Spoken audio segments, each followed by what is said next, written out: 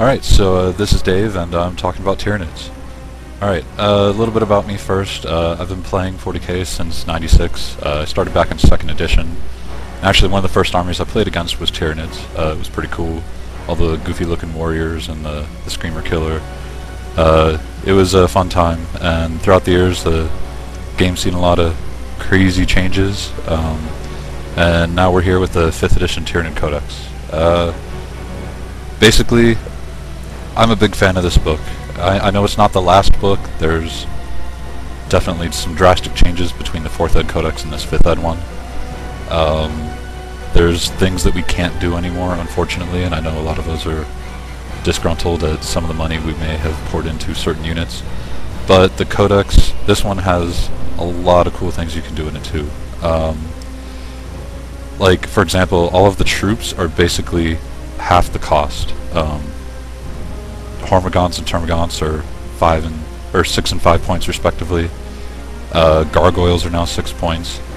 So when you add everything up at the end of the day, things seem to balance out. Like, I know the monstrous creatures got a lot more expensive, but overall I think the Codex is going to still work.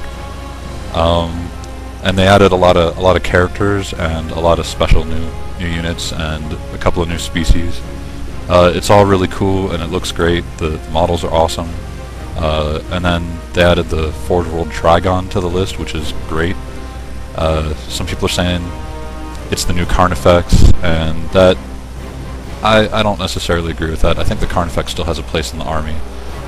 Being able to take 3 in a slot is awesome. And I know that's expensive, but we'll see over the next couple of months what combos people come up with and stuff like that. And we'll see what Carnifexes can do. I'm not going to write them off yet. I think they're still going to be a viable choice. And speaking of combos, that's definitely something that this Codex doesn't lack. There's a lot of cool little tricks in this book. I can tell you about a couple of them. The first one is, now everybody knows about the Tervagon probably by now. It's probably going to become one of the more common troops choices, especially if you take a unit of Gaunts. It allows you to take a Tervagon as a troops choice, which is ridiculous. That means it's a scoring monstrous creature. It's got basically like a 4-shot heavy bolter, more or less. And it's strength 5, toughness 6, 6 wounds. It's pretty amazing. One of the things I do with it is I'll throw crushing claws on it. It gives it a lot more attacks. And then I'll throw catalyst on it. There's another combo that you can do with it. If you're playing with Raveners in the list and you've given the Tervagon Onslaught, what's really cool about that is you can let the Raveners move their 6 inches, and they've got move through cover, I'm pretty sure. Then they can fire, like if you give them Spine Gaunts, which I think is an awesome choice. It's 4 twin-linked strength 3 shots per Ravener. So if you cast Onslaught on them from the Tervagon, they're going to move their 6, they're going to fire 4 shots per Ravener, twin-linked, and they can fleet, and then they can charge 12 because they're beasts. It's pretty crazy. It's not going to work all the time. It's pretty situational. If you just so happen to have them in range, though, of the ability, it'll be pretty cool. It's something to try. Another combo. This one's probably pretty well known by now. It's been talked about on the Tyranid Hive. It's actually where I learned about it. It's using Lash Whips and Acid Blood together, like basically on the Hive Tyrant.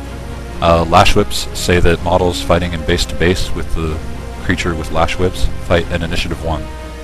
And Acid Blood is a biomorph that says when the creature is wounded, the creature with biomorphs is wounded, the model that wounded it, or the unit that wounded it, takes an initiative test. And if they fail, they take wounds.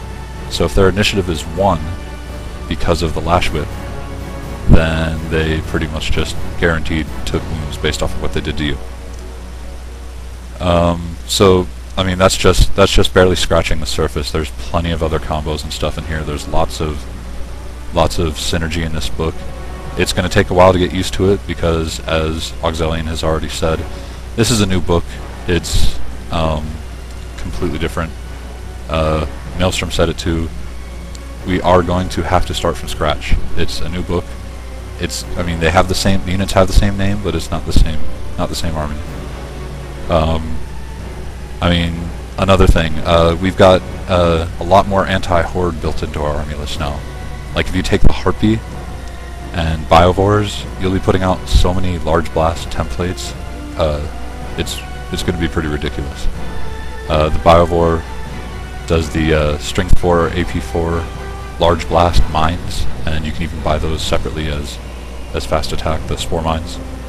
They're pretty awesome against armies like Orcs or a huge guard infantry block or something like that.